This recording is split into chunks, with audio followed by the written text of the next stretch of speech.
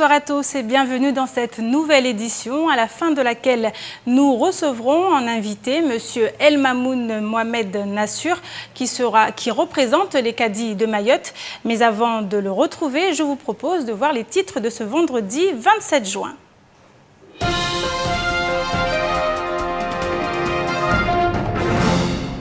À quand l'accalmie dans les quartiers de Mtsapéré et Cavani? C'est la question que se posent de nombreux jeunes qui y sont issus.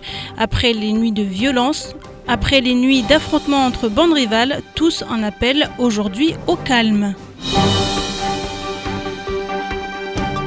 Hier, jeudi, la brigade nautique des sapeurs-pompiers avait pris ces quartiers au port de Longoni. Et pour cause, une dizaine d'entre eux, sapeurs-pompiers professionnels et volontaires, y effectuaient un exercice d'entraînement de sauvetage grandeur nature.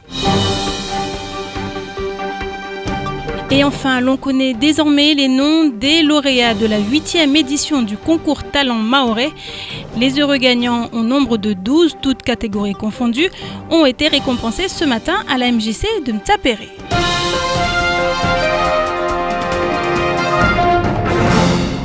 Mais avant de développer ces titres, cette information, un accident de la circulation s'est produit ce matin, cet après-midi, aux alentours de 13h. Une femme a succombé à ses blessures. La passagère du 2 roues n'aura pas survécu malgré l'arrivée rapide des secours. Le conducteur du scooter, lui, n'a rien. L'accident s'est produit au niveau de l'intersection entre le laboratoire d'analyse et le magasin Balou. Pour le moment, on ne sait pas si c'est le conducteur du poids lourd ou le conducteur du 2 roues qui a tenté le déplacement. Toujours est-il qu'au moment de l'action, la femme est tombée. Elle était alors sur la trajectoire du camion. L'homme se serait arrêté avant de reprendre sa route. Une personne a réussi à relever la plaque d'immatriculation. L'homme a été interpellé par les agents de la BAC dans l'après-midi. Il est en garde à vue. L'enquête est en cours et elle permettra de déterminer les responsabilités de chacun. Après les affrontements entre bandes rivales ces dernières nuits, les Cavaniens et les Mtsapérois vivent dans la crainte, celle de voir une nouvelle fois leur quartier tomber dans la spirale de la violence. Comment en sommes-nous arrivés là? C'est la question que se posent ces jeunes qui aujourd'hui en appellent à l'apaisement. Issouf Chakila et Leslie Vimné. Dans les deux quartiers, le calme semble être passager. Les adultes laissent les jeunes régler leurs problèmes entre eux. Mais pour combien de temps encore, puisque ces bandes rivales s'en prennent aux biens des particuliers? Ici, les deux ambassadeurs de ces deux quartiers en appellent aujourd'hui au calme. On espère pouvoir refaire des projets, pouvoir remettre ça bien, quoi. Et même...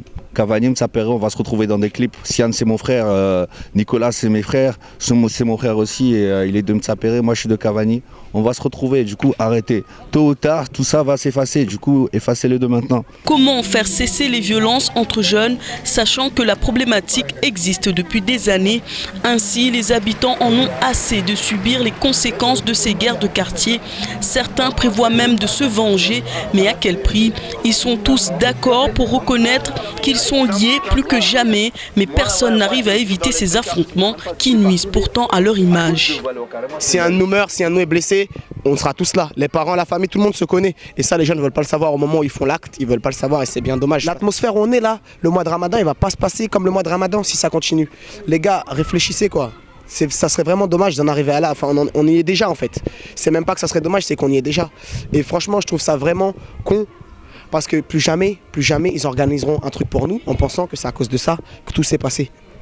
Du coup, là, j'en appelle à tous les jeunes, ceux qui me connaissent, ceux qui ne me connaissent pas, ceux qui me voient, ceux qui ne me voient pas. Les gars, stop quoi. En attendant, aujourd'hui, plus de 10 plaintes ont été enregistrées au commissariat suite à la dégradation des véhicules de Cavani dans la nuit de mercredi à jeudi. Les habitants ne se sentent pas rassurés et craignent le pire ce week-end. Mais certains jeunes de Cavani et de Mtsapéré semblent vouloir sortir de cette spirale. Seront-ils entendus? Seul le temps le dira, en espérant que le Ramadan apaise les esprits. Ça c'est mon frère ça, Mtsapéré, Cavani, mais on est unis, tu vois. Il n'y a pas d'ennemis.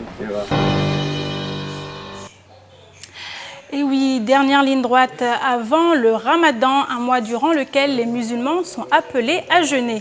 Quant à savoir quand celui-ci débutera, aucune certitude encore. Mais une chose est sûre, dès lundi, le territoire tout entier vivra au rythme du Ramadan. Êtes-vous prêt à aborder ce mois saint ? Après maintes et maintes polémiques autour du calcul astronomique afin de déterminer à l'avance le début du mois de Ramadan, plus de 500 mosquées en métropole observeront une nuit de doute ce soir. Des millions de musulmans commenceront donc ce mois de jeûne dès demain peut-être. Pourtant, à Mayotte, il est bien indiqué que le Ramadan débutera dimanche ou lundi. La population se prépare donc psychologiquement et physiquement. Na baraka na inafusi yatu na itsumuri taarifu ngewavu na kufanya tu kursi zako tu rabuza dagoni beraka yafanya safanya ba yatumu yani yatumu to joifanya be wasamana pavi. Un mois de jeûne qui arrive pendant la période de grandes vacances. À ce titre, beaucoup ne seront pas sur le territoire durant le mois de juillet. Et si les musulmans ne doivent ni manger, ni boire, ni fumer, et ce de l'aube au coucher du soleil, à Mayotte, tout le monde n'est pas musulman. Néanmoins, quelques principes peuvent être respectés. C'est déjà de respecter les gens qui font le Ramadan. C'est déjà de ne pas, qu'on appelle déjà se mettre à manger devant eux quand ils sont là, par exemple. C'est déjà de les respecter et de ne pas les pousser à les mettre en colère. C'est déjà de ne pas les agresser. C'est déjà de les écouter, de se comporter de façon assez, comment dirais-je, assez posée avec eux. Ça veut dire quoi, qu'on ne fume pas dans la rue, on évite de boire de l'eau devant quelqu'un qui fait le Ramadan, ou si on doit manger, on mange discrètement? Dans la mesure du possible, ça aurait été... Dans la mesure du possible, c'est une chose effectivement qui serait conseillée. Comme tous les ans, les horaires Ramadan vont faire leur grand retour. Ainsi, du côté de la poste de Mamoudzou, Kaweni, Kombani ou encore Chirongui, les bureaux seront ouverts jusqu'à 14h du lundi au vendredi. Le bureau de poste de Kanikeli, quant à lui, ouvrira lundi, mercredi et vendredi de 8h à 13h. Pour les institutions comme EDM, les portes fermeront à 15h du lundi au jeudi et à 13h le vendredi. Mayotte face à une pénurie de médecins. Et pour pallier au manque, la ministre de la Santé, Marisol Touraine, a lancé un plan visant à relancer l'attractivité et à assurer un système de santé équivalent à celui de métropole. Plus de précision avec Pauline Truffaut. En réponse au mouvement de grève des médecins en 2013, la ministre de la Santé Marisol Touraine a acté 3 décisions phares pour renforcer l'offre hospitalière à Mayotte. Quelles sont ces mesures? La première mesure concerne le domaine hospitalier et ses praticiens qui recevront une indemnité d'exercice. La deuxième permet à l'Agence régionale de santé de recruter des médecins et chirurgiens dentistes à diplôme hors Union européenne qui pourront pratiquer en qualité de praticiens attachés associés. Enfin, une mesure exceptionnelle puisque la réserve sanitaire de santé spécialisée dans l'envoi de professionnels lors de crises comme des catastrophes naturelles enverra des gynécologues obstétriciens au centre hospitalier de Mayotte. Pourquoi faire appel? Il est vrai que cette décision peut en surprendre certains, mais elle semble nécessaire pour la ministre de la Santé. Le système de soins à Mayotte connaît depuis plusieurs années des tensions et le recours à la réserve sanitaire va permettre l'envoi de renforts dans un système de santé qui s'essouffle. Attention, à noter que ces professionnels de santé n'interviendront que pour combler la période estivale qui connaît chaque année une situation particulièrement critique concernant la présence de médecins sur le territoire. Les autres mesures, que vont-elles apporter de plus? Concernant l'indemnité octroyée aux praticiens hospitaliers, le but est de pouvoir améliorer l'attractivité de l'hôpital de Mayotte en faisant venir davantage de praticiens de métropole notamment. Aussi, cette indemnité va permettre de fidéliser les praticiens déjà titulaires pour qu'ils s'engagent à exercer pendant au moins 4 ans. Enfin, la mesure qui concerne l'autorisation octroyée à l'ARS à recruter des professionnels de santé diplômés hors Union européenne va permettre d'élargir le rayon d'attractivité du système de santé mahorais. Ainsi, des médecins étrangers viendront exercer sur le territoire, à condition bien sûr de remplir les conditions de diplôme, de titre et de formation reconnues par la France. Nous en parlions hier, cette audience au tribunal administratif de Mamoudzou. À plus de 4 communes ont fait l'objet de contestations après les élections municipales. À ce titre, si l'on s'en réfère à l'avis du rapporteur, les habitants de Mtsangamouji devraient être appelés à se reprendre le chemin des urnes. Mais ici, toute mesure doit être gardée car les magistrats peuvent en décider autrement et ceci pour tous les dossiers présentés. Pour Sada, Kanikeli et Chirongi, en revanche, le rapport public a préconisé le rejet des contestations. Une décision jugée incompréhensible pour Rijali Adams, candidat malheureux des élections municipales à Chirongi. Écoutez-le.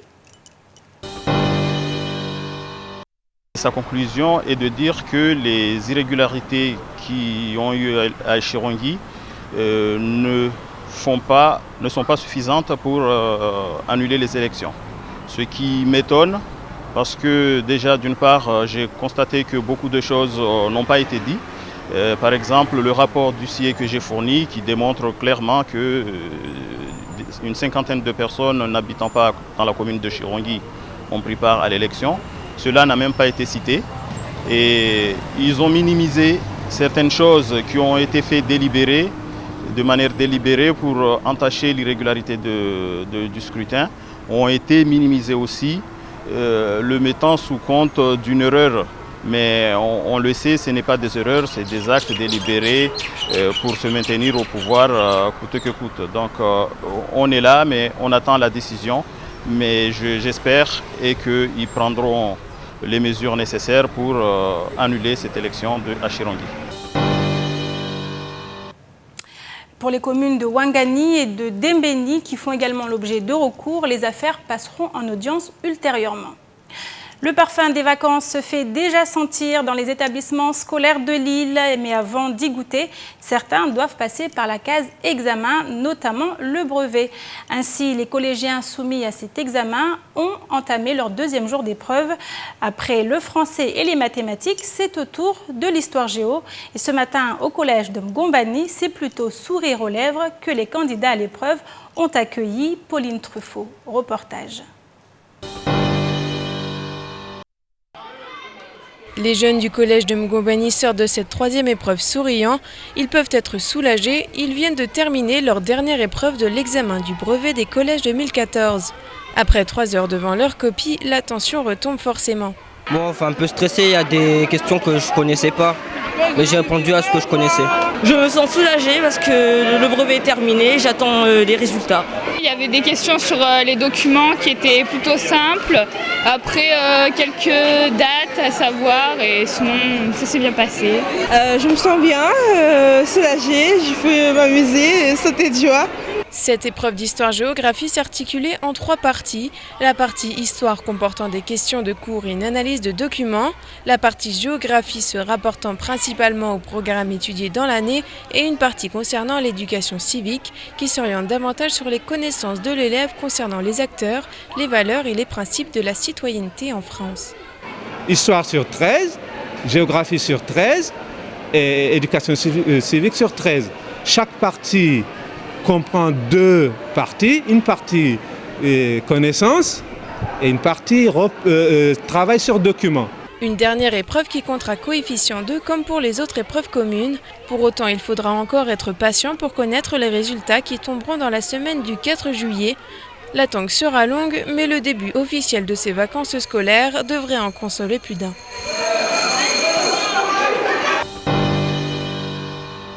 Et ce sont donc 4000 collégiens qui passent leur brevet cette année à Mayotte. Les résultats seront connus le 4 juillet, tout comme ceux du baccalauréat. On poursuit avec l'actualité en bref, avec notamment la hausse des taxis dès le 1er juillet ou encore les chiffres inquiétants de la délinquance.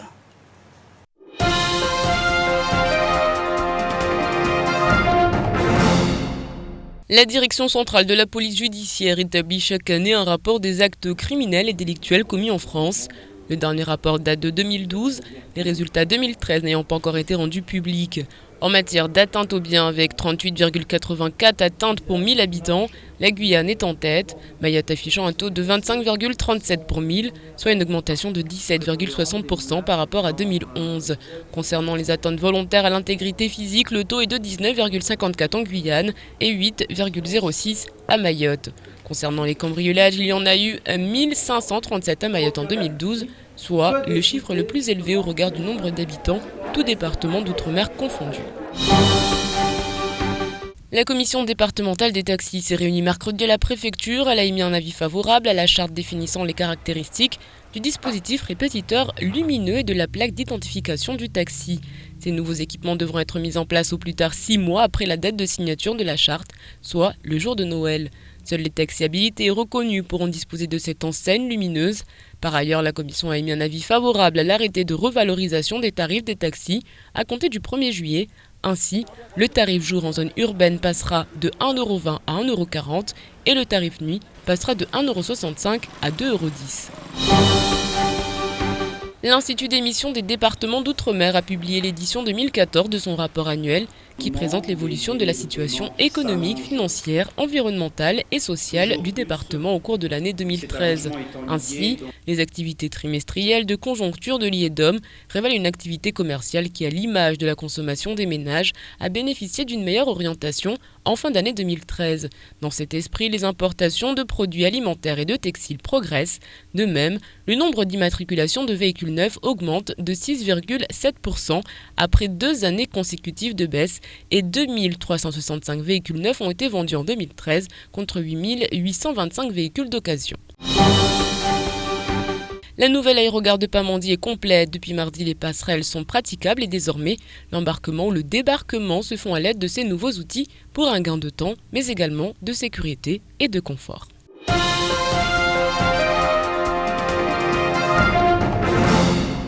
Hier, comme tous les derniers jeudis du mois, la brigade nautique des sapeurs-pompiers effectue un exercice d'entraînement de nuit en sauvetage.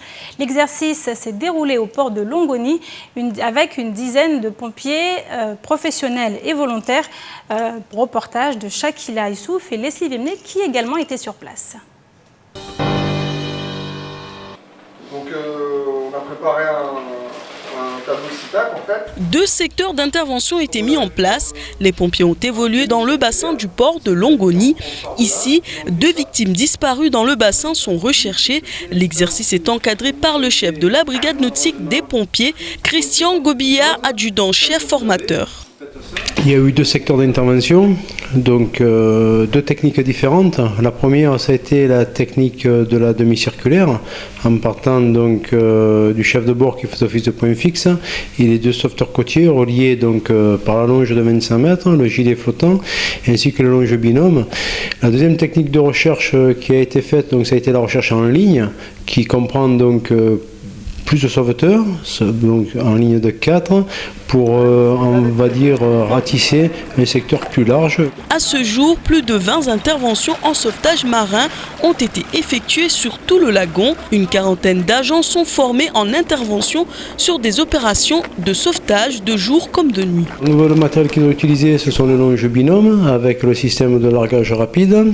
Ils ont utilisé le matériel d'éclairage, le casque GeoLED, qui est un casque prévu normalement pour les opérations subaquatiques, mais qui est très efficace donc, dans le cadre d'intervention nocturne. Ils ont utilisé tout le système de reconnaissance en termes d'éclairage, à savoir donc tout ce qui est Cialume, tout ce qui est aquaflash. Les recherches peuvent durer entre 1 heure à 8 heures. Sur l'île, il existe 40 pompiers sauveteurs côtiers formés. La brigade nautique était à la caserne de Longoni hier soir. L'évolution de la brigade continue à suivre son cours grâce à des formateurs comme le chef de la brigade. Avec à son actif 35 ans d'expérience, la relève est assurée. Dalani Amin, Maoulida Ouzali, Ousseni Infiati, retenez bien leurs noms. Ils sont parmi les 12 lauréats, toutes catégories confondues, de la 8e édition du concours Talent Mahorais. La cérémonie de récompense a eu lieu ce matin à la MJC de Ntsapéré en présence des organisateurs et des partenaires. Abi Saïda Dinani et Abbas Alidi étaient présents également. 46 candidatures pour si peu d'élus. Cette année, 28 000 € ont été répartis entre les différents lauréats. Adinani Maoulida a remporté un prix dans la catégorie dynamique rurale. Originaire de Sada, l'homme a décidé de créer son exploitation Paco Élevage. Ce créateur, accompagné comme bien d'autres par la BGE Mayotte, c'est exactement ce qu'il va faire de ces 3 000 €. J'avais commencé par une petite exploitation, c'est-à-dire avec des bâtiments traditionnels, et je prévois d'agrandir et de valoriser justement mon exploitation. Et grâce à ce chèque de 3 000 €, je pense que je vais le valoriser tout en achetant des matériels pour la valorisation de l'exploitation. Ainsi, continuer mes démarches au niveau administratif, c'est-à-dire chez l'archive, voire au niveau des plans et puis les bureaux d'études. Et essayer d'aller vers l'avant, et être patient et avoir du courage pour la réussite de mon projet. Talent du commerce et de l'artisanat, talent des services ou talent des dynamiques rurales, le concours Talent Maoré est surtout une occasion unique de participer, voire de remporter un concours à l'échelle nationale. L'exemple lambda que l'on peut vous citer, c'est celui de l'an dernier, de Maoré Tanchiki, qui aujourd'hui, avec ses 12 à 13 salariés, en 3 ans, s'épanouit dans un métier qui est assez ingrat, puisque c'est le métier de l'assainissement. Donc il n'y a pas de sous-métier. Voilà, il y a Maoré Tanchiki, et puis il y a SQBTP qui eux aussi ont une quinzaine de salariés. Un concours qui s'inscrit définitivement parmi les rendez-vous incontournables des jeunes entrepreneurs, avec toujours cette même ambition: motiver les porteurs de projets, révéler les talents et récompenser l'initiative. Une belle cérémonie comme vous venez de le voir, et encore félicitations aux lauréats. L'actualité de ce vendredi 27 juin, c'est également les titres en maoré, et ils sont présentés par Kamar Boura.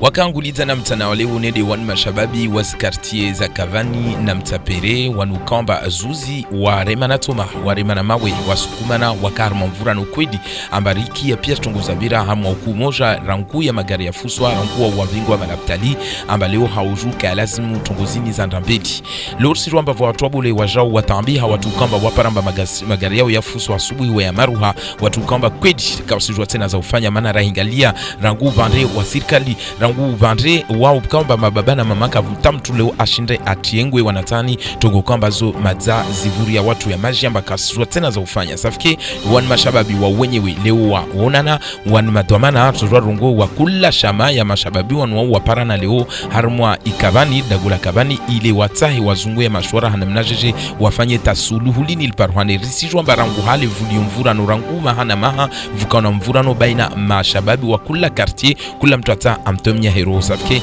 wanlo jitadia udondo parana uhadisi ya namnajeje watu wabane mhono watu lazima wafanye jita vuke suluhu vuke usalama wala watu waswanete risijwa amba yu tungunziru tungu kamba rahata upara basa kaisina kweli dalao beeba leo wanwo wenyewe watushinda wafikiane itatunguini ife vuske sura yangina vuske zangina tena za hijiri wakati wangina safike risijwa amba wao waparana baisha leo risijwa amba maza vwa watu wengi wao vele hamashtaka watu kamba kweli wana hasira magarao ya menyiwa au zitu zao kamba zamenywa amba wawanye utuma za wakati anziani wajao neo rolivie au wafanye tongo kamba ya itujurisa mfano safike wa mashababi wa parana wa risijwa amba wahadisi kweli beeba nika vantame sul shwara toparhana risijwa amba umwezi mtukufu wa Ramadan tu sija eba mkinishia bani tongo stobungwa manapapi de haumuya Mungu amba zivunguhe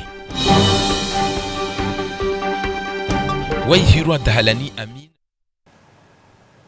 C'est la fin de cette édition. Merci à vous de l'avoir suivi. Vous retrouverez dans quelques minutes l'invité de la rédaction, El Mamoun Mohamed Nassur, le représentant des Cadis à Mayotte, qui nous parlera du Ramadan. Mais avant cela, je vous laisse en compagnie d'Ornella Perrine pour la météo. Quant à moi, je vous souhaite une excellente soirée sur KTV.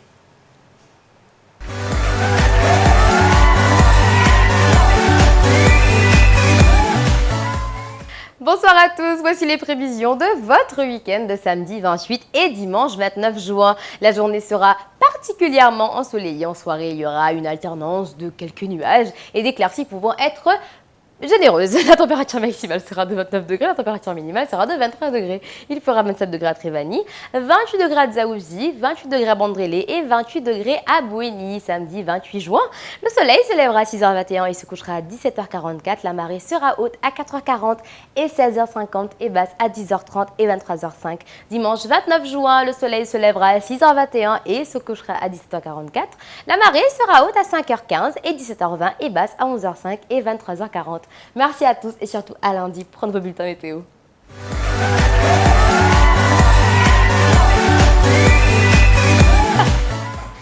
Bon appétit si vous êtes à table. En tout cas, merci. On est là pour toutes ces précisions sur la météo. Si je panique, tout là, de suite sur KTV, essaye de reçu pas paniquer, par l'équipe parce que là, de la matinale. El Mahmoud Mohamed Nassur était l'invité ce matin du temps de parole. Le 18h-20h revient tout de suite.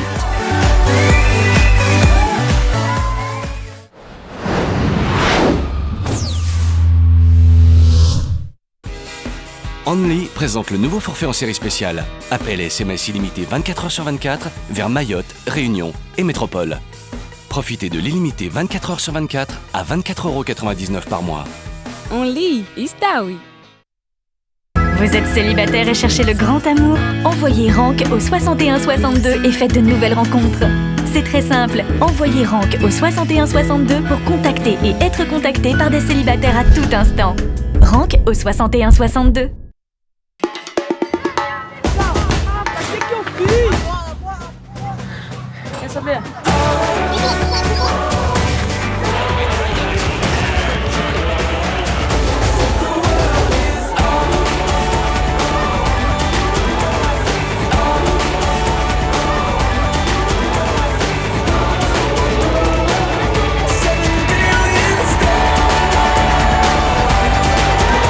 Rafraîchissez-vous avec les bouteilles de coca 1 litre en verre pour tenter de gagner des lots sous le bouchon. Du 1er juin au 31 juillet.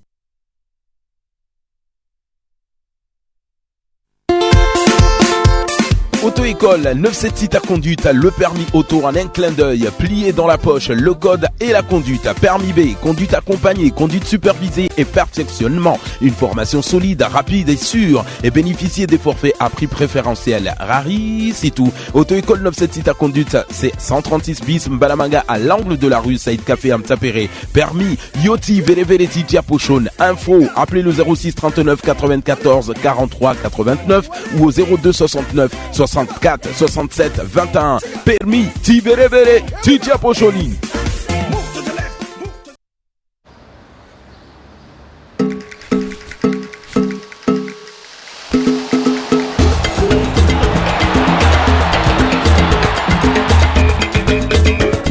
Le yaourt tout là, c'est bon pour moi, c'est bon pour toi.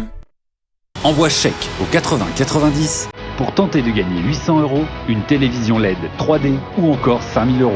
N'attends plus, envoie chèque au 80 90 et participe à notre grand jeu concours. Chèque au 80 90. Vous êtes célibataire et cherchez le grand amour? Envoyez Rank au 6162 et faites de nouvelles rencontres. C'est très simple, envoyez Rank au 6162 pour contacter et être contacté par des célibataires à tout instant. Rank au 6162.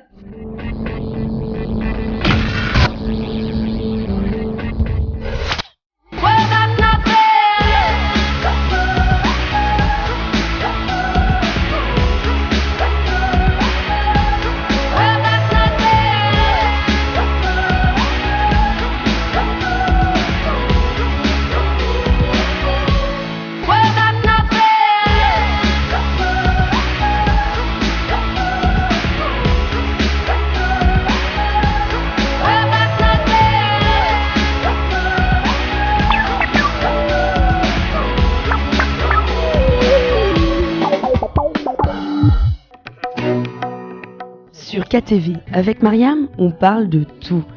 Société, éducation, loisirs, sexe.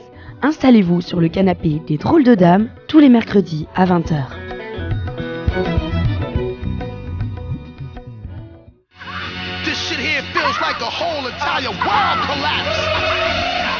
Qu'ils viennent de Métropole, des Comores, de Madagascar, d'Europe, d'Afrique, de la Réunion, retrouvez tous les artistes et les groupes en live. Le dimanche à 20h dans les concerts de KTV.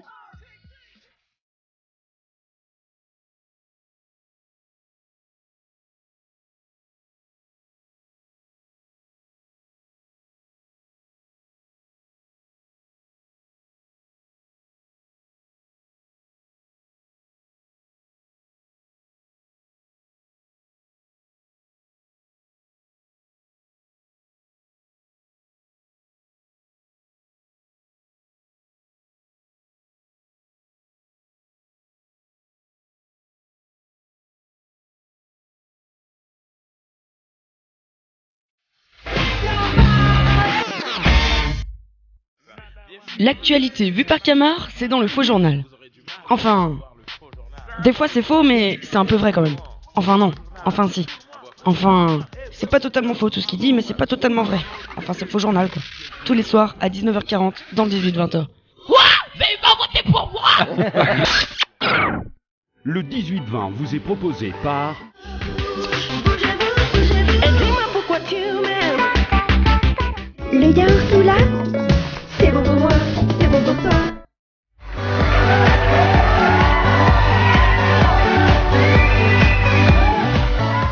Allez, petit détour sur vos programmes de ce soir à tout juste 20h. Vous retrouverez K16 qui aura ce soir comme invité Gamal.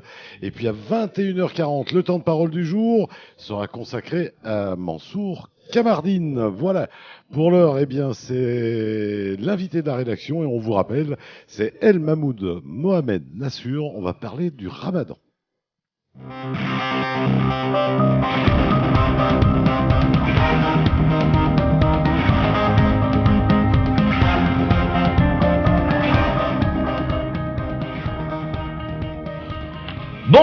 Bonjour à toutes et à tous et bienvenue sur KTV et Quizy FM, le 106.9 pour un temps de parole consacré à ce mois sacré puisqu'on y rentre avec ce Ramadan qui se profile à l'horizon lunaire. Avec nous, on a El Mamoun, le porte-parole des Cadis, c'est comme ça qu'on peut vous présenter aujourd'hui. C'est comme ça qu'on vous présente. Vraiment qu'on s'habitue maintenant à m'appeler. Alors, bienvenue sur le plateau de Quizy FM. Avec vous, on va aborder évidemment le Ramadan, le mois le plus important de l'année pour tous les fidèles. Est-ce qu'il y a des consignes particulières encore aujourd'hui à donner aux fidèles sur l'île de Mayotte? Bonjour d'abord et bonjour à tous les auditeurs. Effectivement, ce mois, c'est un mois extrêmement important parce que au début de ce mois de Ramadan, nous dit le prophète Mohammed sallallahu alayhi wa sallam, les portes de l'enfer sont fermées. Les portes du paradis sont ouvertes. Et les Satan, les Shaitans sont attachés. Tout ça, c'est pour dire qu'en fait, au moment où vous rentrez finalement donc dans le mois de Ramadan, mais vous êtes protégés. C'est pour cela qu'on dit que le Ramadan, c'est un abri pour les musulmans, afin que, qu'on appelle déjà, ils ne fassent pas des choses qui sont à l'encontre de l'islam et qui essaient donc finalement de s'abstenir à tout ce qui est dérapage. Oui. Donc c'est pour cela qu'on parle. C'est quoi un dérapage, El Mamoun, pour vous? Le dérapage, qu'on appelle déjà l'islam, c'est déjà faire du mal à l'autrui. Faire du mal à l'autrui, c'est quoi? Par exemple, parler du mal de toi. Rien que de parler du mal de toi, je me mets quelque part, je suis en train de mentir sur Patrick. Ouais, hier, il a fait ceci, il a fait cela. Ça, c'est déjà mauvais. Le fait de se mettre en colère contre autrui, c'est faire du mal. À un moment donc comme celui-là, c'est-à-dire le Ramadan, le musulman doit être vraiment serein. C'est quelqu'un qui se concentre sur Dieu, sur tout ce qui est bien, c'est tout ce qui peut participer finalement donc à son entrée au paradis, Inch'Allah. Alors, 98% des gens qui habitent sur cette île sont musulmans, mais il y en a une petite minorité qui ne le sont pas. Comment ceux qui ne sont pas musulmans doivent se comporter pour éviter de choquer ou de déranger les gens qui font ce Ramadan? C'est déjà de respecter les gens qui font le Ramadan. C'est déjà de ne pas, qu'on appelle déjà se mettre à manger devant eux quand ils sont là, par exemple. C'est déjà de les respecter et de ne pas les pousser à les mettre en colère. C'est déjà de ne pas les agresser. C'est déjà de les écouter, de se comporter de façon assez, assez posée avec eux. Ça veut dire quoi, qu'on ne fume pas dans la rue, on évite de boire de l'eau devant quelqu'un qui fait le Ramadan, ou si on doit manger, on mange discrètement? Dans la mesure du possible, ça aurait été... Dans la mesure du possible, c'est une chose effectivement qui serait conseillée, mais on ne va pas, comme on appelle déjà, mettre la pression sur ceux qui n'ont... sur la liberté des gens, quoi, en fait. Mais la liberté n'empêche pas le respect. Oui, mais la liberté, c'est aussi respecter l'autre, quoi. Nous sommes ici, effectivement, comme vous le dites, puisque pratiquement 98% 50% de la population qui est musulmane, qui pratique, même s'il y a une partie effectivement qui ne pratique pas. Donc on doit quand même respecter cela. Il y a des gens qui sont exemptés de Ramadan, qui ont le droit de ne pas faire, des musulmans je parle, qui ont le droit de ne pas faire le Ramadan dans des conditions bien spécifiques, lesquelles notamment? Alors, premièrement, la femme qui est en période donc, de menstruation ne fait pas le Ramadan. Mais elle doit le rattraper plus tard. La personne qui est malade, donc fragilisée par sa santé, le diabète, je parle surtout pas de diabète parce qu'en fait c'est une maladie qui est malheureusement très répandue à Mayotte aujourd'hui. Il y a certaines qui peuvent en principe sous conseil de le médecin de pouvoir en principe le faire, mais il faut en principe changer le régime de la prise des médicaments de façon à ce que effectivement le fait de se maintenir toute la journée de ne pas manger, que cela ne cause pas parce que le Ramadan qui s'est fait dans des conditions comment on appelle ça déjà, qui peuvent faire souffrir, qui peuvent nuire à la santé de la personne n'est pas accepté. Je vais vous dire, je donne en fait une anecdote. Une fois, le prophète qui sort de chez lui, il voit donc des gens assemblés autour d'une personne qui était en état très mauvais. C'était pas une personne de la ville. Il demande mais de quoi il s'agit. On lui dit qu'en fait c'est une personne qui fait le Ramadan. Et le prophète dit mais ce n'est pas une bonne chose que de faire le Ramadan quand on est en voyage, rien qu'en voyage. Donc c'est une personne qui arrive, qui arrive dans la ville et qui était en souffrance parce qu'il n'est pas dans sa ville. Et il est arrivé dans des conditions extrêmement... Et le prophète l'a dit que ce n'est pas bon. Donc vous voyez un petit peu le fait aussi que vous allez en voyage, que vous partez en voyage, vous pouvez en principe vous exempter, mais vous récupérez après. Mais Raoult, il n'est pas prêt de faire le Ramadan. Si. Quand on parle, quand les fidèles qui font le Ramadan travaillent, il y en a certains qui ont un travail difficile. Je pense notamment à ces gens qui travaillent sur les routes, qui refont les routes ou qui un travail manuel difficile, qui travaillent au soleil. Ils n'ont pas le droit de boire. Ils sont fragilisés et il peut y avoir un manque de rentabilité sur ces personnes-là. Ça devient compliqué à ce moment-là, non? C'est un mois extrêmement important pour le musulman. Donc c'est pour cela que dans les pays musulmans, et même ici à Mayotte, pendant longtemps, on a fait des adaptations. Pendant la période qu'on appelle déjà donc du Ramadan, on fait des adaptations horaires de façon à ce que ces personnes-là, justement, qui ont des difficultés, qui travaillent dans des conditions difficiles, ne puissent pas être, qu'on appelle déjà, inquiétés dans leur santé. Donc, alors, il y a des adaptations, de programmes qui sont mis en place au niveau donc de l'organisation de l'entreprise pour que, finalement, la productivité n'en souffre pas tellement, quoi. La règle, elle est simple, elle est basique. On peut manger tant qu'il fait nuit, dès que le soleil se lève, terminé, on ne mange plus, et on peut remanger à partir du moment où il se couche. Tout à fait. Mais alors, pour les musulmans qui vivent en métropole, en ce moment, cet été, le soleil se couche entre 22h et 22h30 dans certains cas. À Mayotte, on a la chance, il se couche à 18h.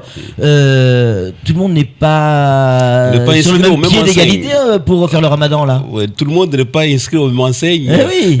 C'est certain, mais